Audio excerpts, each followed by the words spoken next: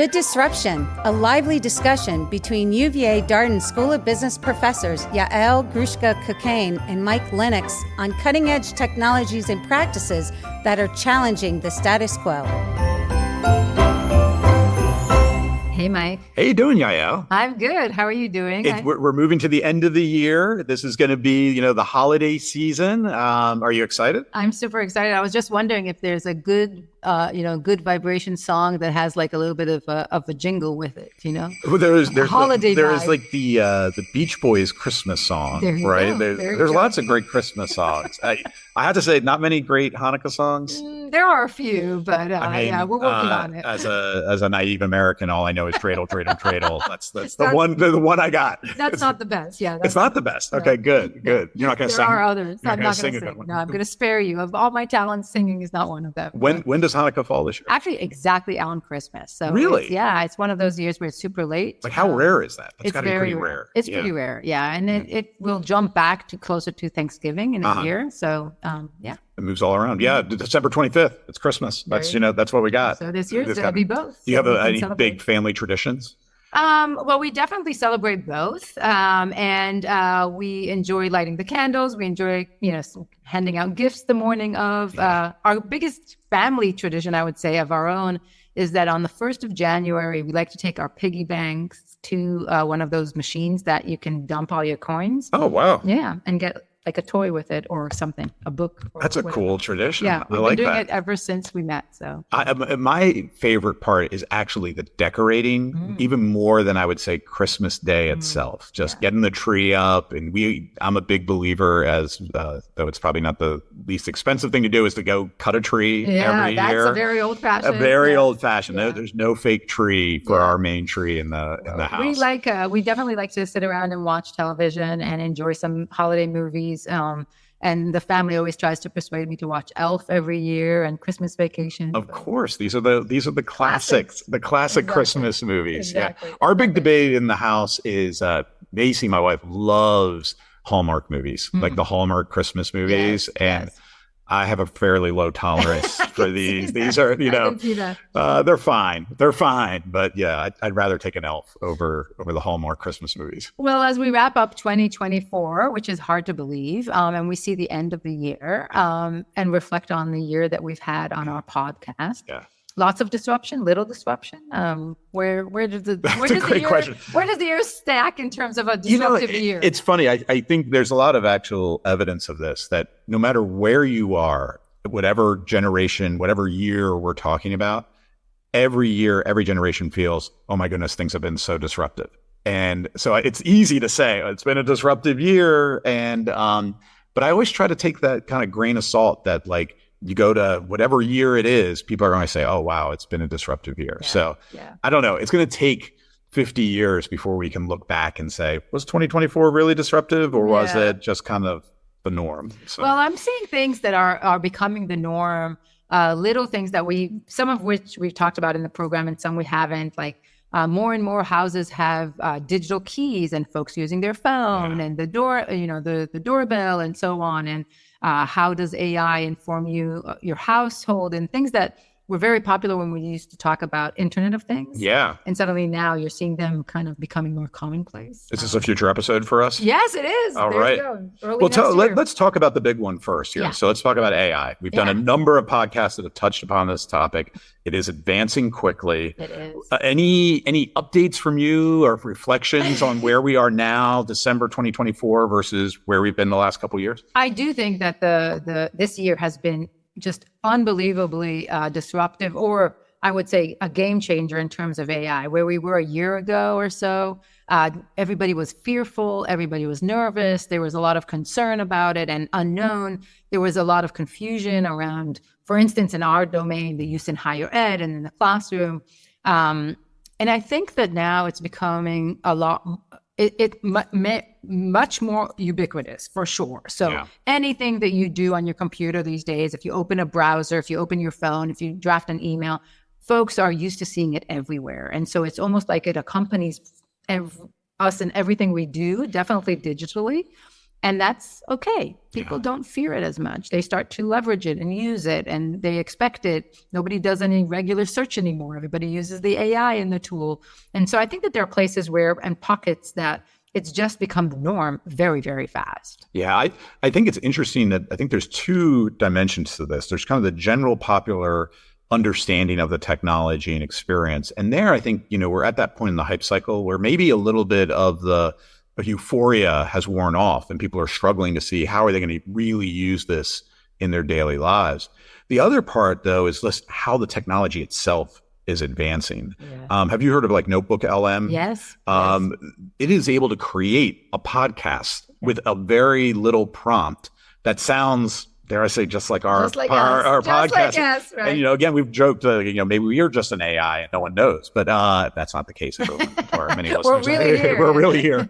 But man, you're seeing some of these opportunities and these new uses of the technology that are instantaneous and super impressive. Yeah. And so I think I agree with you that the euphoria has worn out, but also how close everybody feels to it. I do think that more people have their head around what it is that the large language models are doing, what are the limitations. They understand the players and a little bit how it's going to shake out. Well, maybe not everybody's an active user.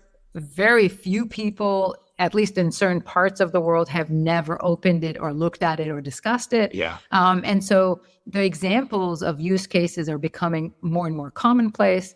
And so there is some stability, I would say, in terms of a disruption. There's some stability that we're seeing around us. Yeah, I think that's right. My one prediction is I do think we'll see a shakeout amongst AI firms. I feel confident about that. And what's funny about that is when it happens, there will be this rhetoric about, oh, see, this was all overblown.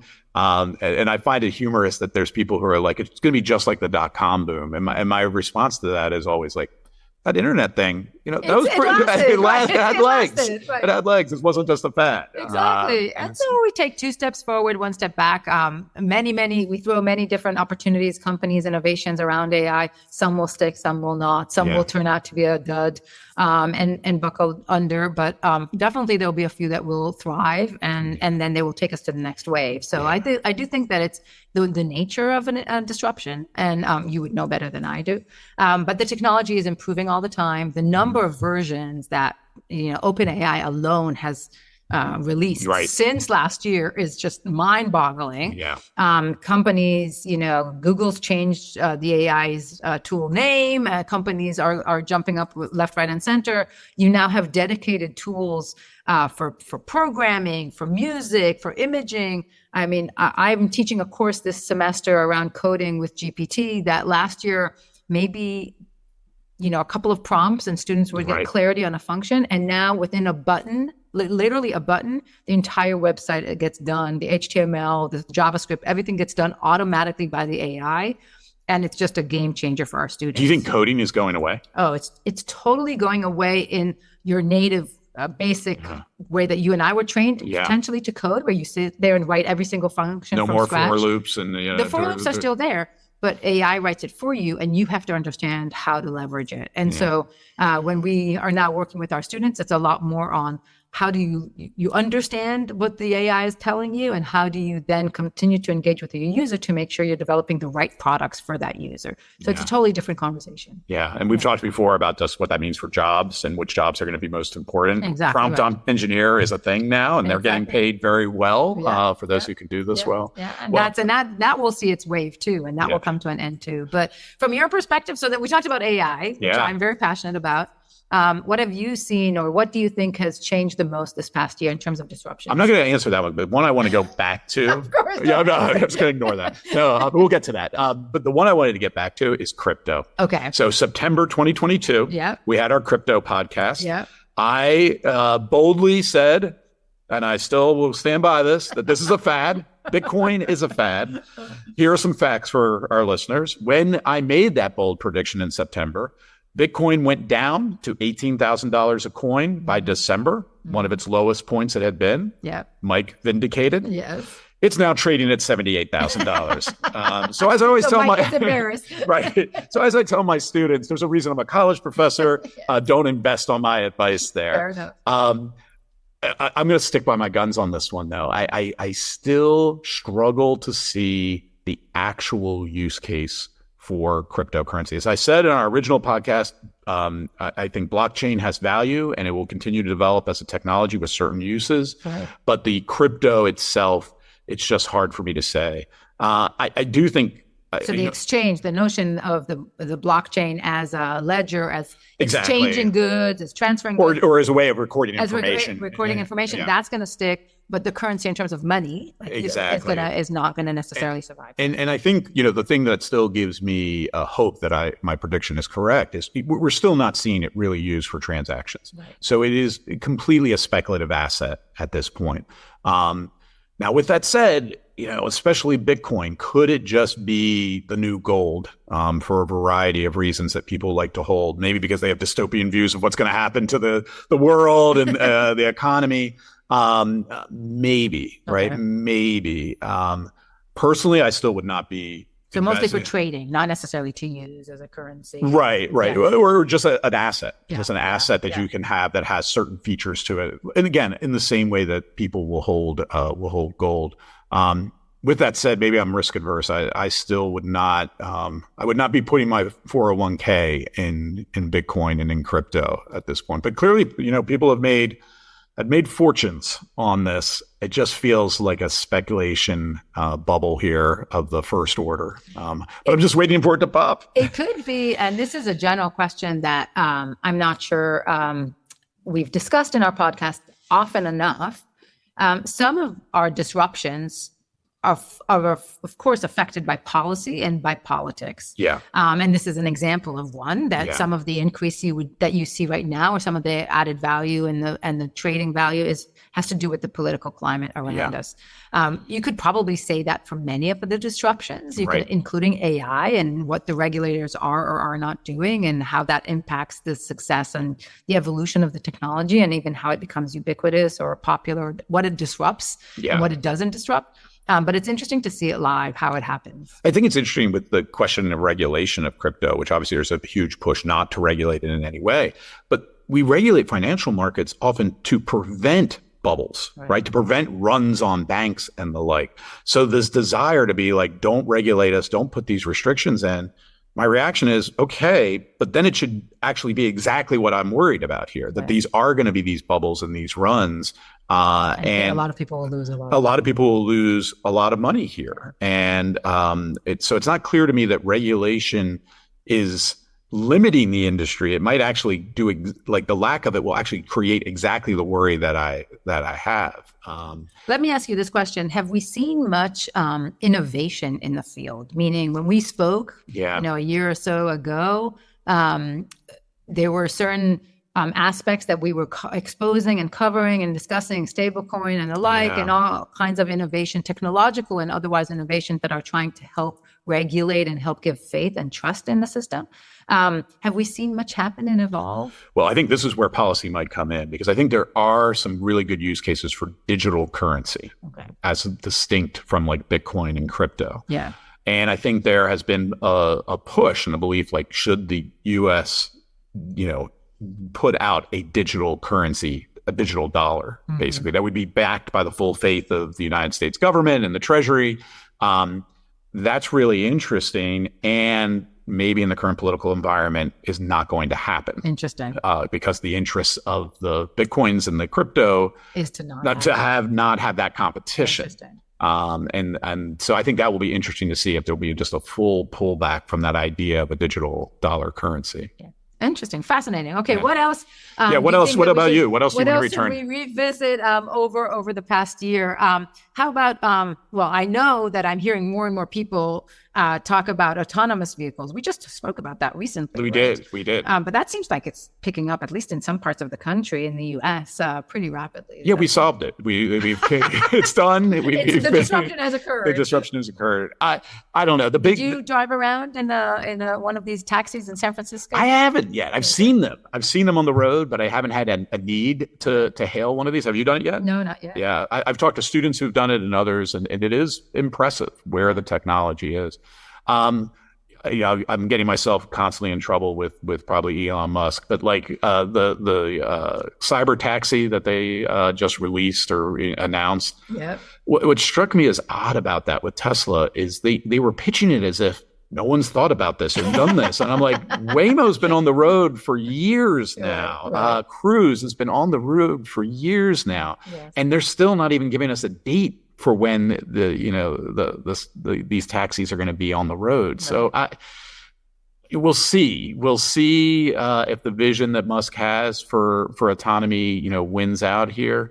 But to be clear, they're not the pioneers here. I mean, they're one amongst a handful of companies who have been pushing that. And again, others are on the road. I can hail a Waymo in Phoenix and San Francisco right now. Yeah. I can't do that with a Tesla. Do you believe that the public's trust in those technologies is increasing? Yeah, I think this is the way technologies always, especially these potentially disruptive ones and dangerous ones evolve, is that as more people see them on the streets and use them as a ride share, we're going to get more comfortable with the whole idea of a driverless car. Yeah. Yeah. So I think we're on that trajectory. I do think there's, as we talked about in our podcast, there are still these difficult technological challenges for full level 5 autonomy, especially things like weather. Snow. There's just certain circumstances that I don't think the technology's there yet. Although I must admit, now that I have a driver in the house, or a third driver, my teenager is driving, any technology that could be developed to help me feel safer and to sleep at night, and something that is there in the car supporting him, even though he's a great driver, I think would go along. So. Yeah, I think we both came down that this is not a no disruption. It just might be a long time before we get there. Okay, but related, if we're staying with the Teslas of the world, electric vehicles have also had a rocky year. They have. Okay, so I'm passionate about this. I know. You're on your Rivian now. I am, and I try to check my enthusiasm with trying to be a rational interpreter of this. But I actually do feel strongly about this, and I have looked into some of the data here. What you're hearing is a lot of rhetoric about the limits of EV sales. What people are looking at, though, are often individual companies. So Ford is struggling, and they're pulling back on their EV plans. Tesla is seeing increased competition and arguably has suffered some from Musk's image on whether people desire to buy these cars. That is very different than whether a technology shift is occurring from fossil fuels to EVs or from internal combustion engines to EVs. The number everybody needs to look at is the percent of new cars sold that are EVs. Okay. And every data point that I've seen suggests that is still increasing. At the same rate as it did? Depends on the region. Okay. There are certain parts of the world now, Norway is up to like 95% of new cars are EVs. Wow. Sweden is like 83%. Yes. China is getting close to 50%. That's over 40% of new vehicle sales are EVs. So keep your focus not on the noise but on the signal here, and that industry level, not company level, not company level. And also recognize that auto sales is a very cyclical business with the business cycle, and so the total number of vehicle sale is going to be ebbing and flowing depending on where the economy is. So that's why I say that the most important stat is percent of new car sales that are EVs, and that again continues to grow.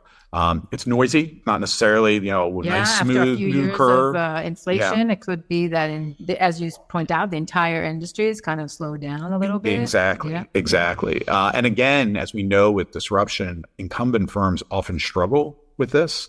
And so when the Fords and the GM are struggling, that actually might be exactly what we would expect with this transition. So I remain bullish, and I'm sticking to my EV transition. Okay. I think I put out there 2030. I think the vast majority of new car sales will be EVs. I'm worried that might not be true in the U.S., but it looks pretty good forecast for many other parts of the world. And you've been at this for a while in terms of your passion for EVs. Have you seen the technology evolve significantly or change? Now the big question is cost, right? That to me is the thing that will continue to, no pun intended, drive this further there. I do think we're hitting, the rate of improvement is maybe not what it was 5-6 years ago. That is somewhat to be expected, I think, given where we are in the diffusion cycle here. There are companies out of China like BYD that are producing, inexpensive EVs, and they are starting to dominate the market. And this is where geopolitics start to come in. We're not allowing them to be sold in the United States. The day that we will one day, maybe if in the future. Yeah, and it's a weird dynamic to think that we might have these inexpensive EVs that are interesting and maybe new dominant technology diffusing in some parts of the world, but not in other parts of the world. We tend to think of ourselves in the United States as a technology leader and always on the forefront of new technology. And I worry, are we like the blockbuster, right? Or if you go to a place like Cuba where they have cars for a variety of reasons you can imagine from like the 1950s that everyone's retrofitted and kept going here. It's like, is that our future? And while everyone else is driving, these new advanced EVs, I hope that's not the case, but it's interesting to see how this is playing out globally at this point.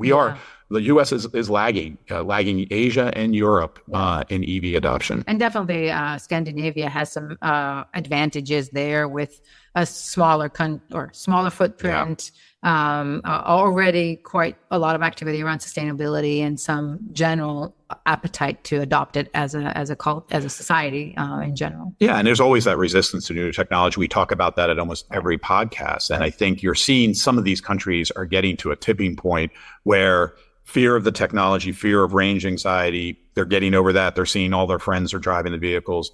And dare I say, I think you're right in Norway and Sweden, there also probably is a social dynamic of like, why would you buy the old thing? Exactly. You buy the new thing. I think it's similar. Like eventually people stopped going to Blockbuster Video, right? They were embarrassed. Get Netflix, go streaming here. I think it's a similar dynamic is starting to play out in some markets. Yeah, and it's again, I'll just point out that in some of those countries, we also definitely see the impact of, as you point out, policymakers, regulation, and how that helps either encourage or discourage certain adoption of technology. Yeah.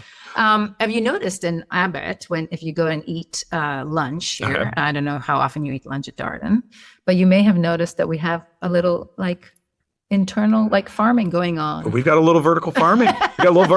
Here from one of our own student ventures that has done quite well over the last few years. Yeah, it makes me laugh when I go by it and I see that it looks like a little greenhouse in the middle of our dining room.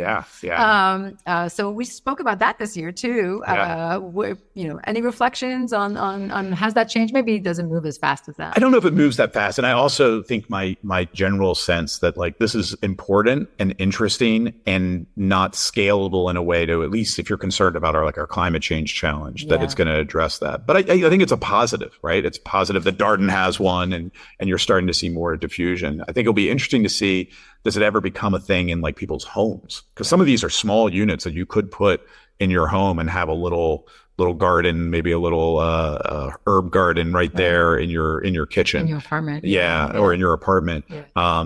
So it remains to be seen there. Yeah.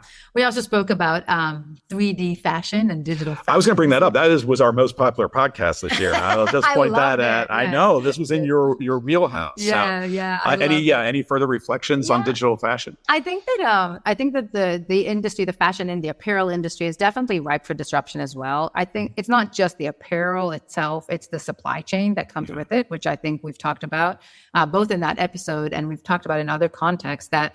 It's the way the world works these days is that we don't want to travel around the world to, outsource one specific material, but you want things that are designed and made in the moment for the consumer in that specific location. And so to the degree that digital fashion allows us to do that, to the degree that 3D printing of a material, of a fabric, of a garment, to design to the specificities of the customer can be done and save us all that angst around transporting it all the way around the world. I think it's going to bring a big wave of disruption. Are we seeing that quite yet?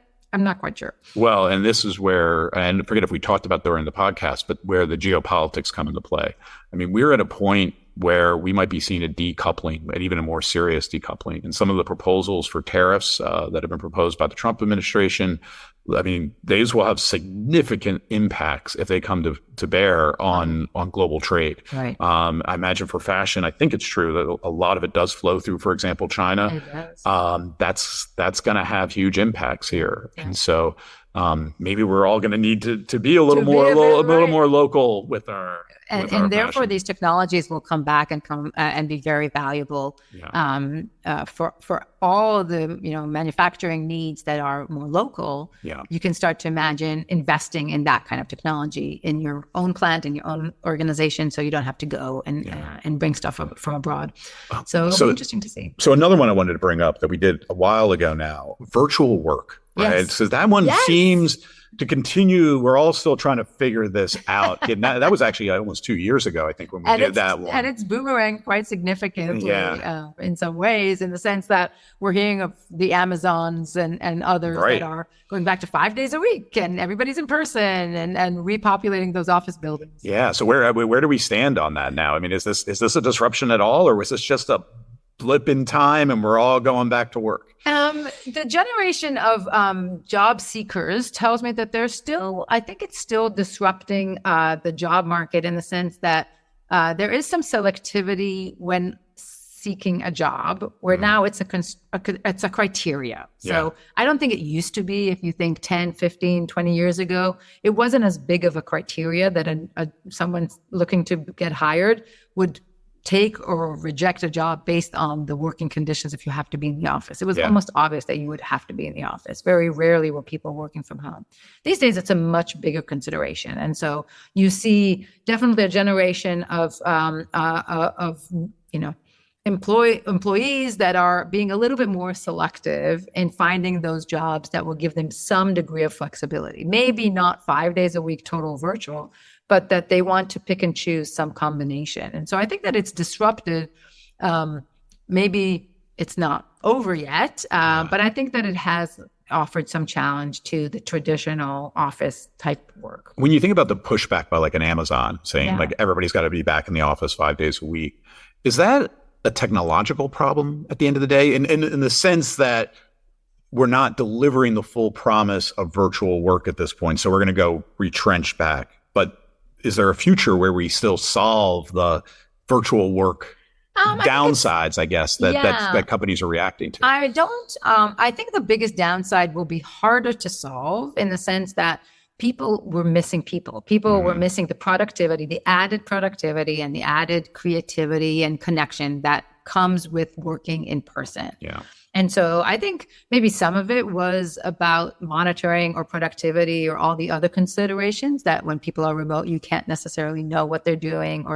But I don't think that was the main driver. I think the main driver was to still feel like people can come together, and it's almost like the sum is bigger than the parts, or that there's something extra that you get from a group of individuals that come together on a regular basis that you just cannot replace when folks are working remote. That's really interesting, because I think you hear a lot of the rhetoric about people are being lazy, they're not really working, they say they are, but in some ways that is something we think could be solved by technology, right? You could monitor people. And companies already are. I mean, there are so many ways to do that, to make sure that you're getting the output that you're looking for. Right. In my personal opinion, the shift that we're seeing right now is not an output-driven shift. I think the shift is about connection. It's about the added benefits of all that comes with interacting in the office. And things that are harder to describe as just sheer output. I'm still intrigued by the idea that those types of engagements are critical, but do they need to happen 5 days a week, right? Like, can you create moments of engagement, creativity, building connections, but then the next 4 days we're out of the office? Some companies have a Monday, Friday work from home, Tuesday, Thursday be in the office. My sense is that companies like Amazon, it's just much harder to administrate if you provide more flexibility. And so 5 days a week easier to say. Everybody across the board is going to come in. We don't have to ask questions. It's not up to negotiation. It's very clear cut. Yeah, rather than saying you choose, it's got to be like everybody's in the office a certain day. It does make me think about like commercial real estate, which I know has been, really hit by this trend and this work. But if you're only in the office one day a week and you have your whole team on one day, what happens the other days? Maybe you have 5 companies and each one takes a different day. Like Amazon is Tuesday. Isn't that where you work? I mean, maybe maybe we'll hear back from Mr. Neumann not long. I don't know if we'll hear back from him, but we're still out there. So maybe they haven't figured out the business model completely. Well, as we're wrapping up, one area that I think we should revisit in 2025 at some point, assuming we're going, we should go back to precision medicine and the effect there, because I think that the health care systems, or more specifically like medical advancements, have evolved and they are continuing to evolve rapidly. And there's a lot of technological innovation and disruption there that is going to change all of our lives. I would point out 2 of the Nobel Prizes for chemistry and for medicine were basically tech solutions, right? Big data solutions to these issues. So I think that would be a great one to come back to. One that I've had on my list for a while, and I've been skeptical, but it really now seems to be coming more into the forefront, is small modular nuclear reactors. And some of this is being driven by the demand for data centers and AI. So it's getting a real serious look. Because my big complaint over the years has been people talk about nuclear, but like nothing's actually happening. It seems like things are happening now. So I think that's definitely one I want to get back to. Great. So now we're lining up our topics. Yes. So I'll add one to our wish list, and then we'll wish happy holidays and goodbye. But I'm keen to talk about, and I think you've heard me say this, digital twins. I love it. People are talking about digital twinning everywhere. And I think it merits some discussion. Some of the technology is, like in other instances, not all that new, and things that are built off of things that you and I both studied when we were students. But the use case and the real-time utility of it is tremendous. And so I think that there's going to be some really interesting applications that we can discuss. I love it. Definitely look forward to that. Well, looking forward to the new year. It's coming up way too quick here. I mean, it gets to that season where we're all running around frantically trying to, find the Christmas gifts and the Hanukkah gifts and the like. As always, we just want to thank our producer, Gary, our lead researcher, Becky, and of course, a happy Hanukkah to you. And happy Christmas and happy holidays to everybody. And I look forward to chatting more in 2025. We have to get used to saying that. Yeah. And the new year's coming quick.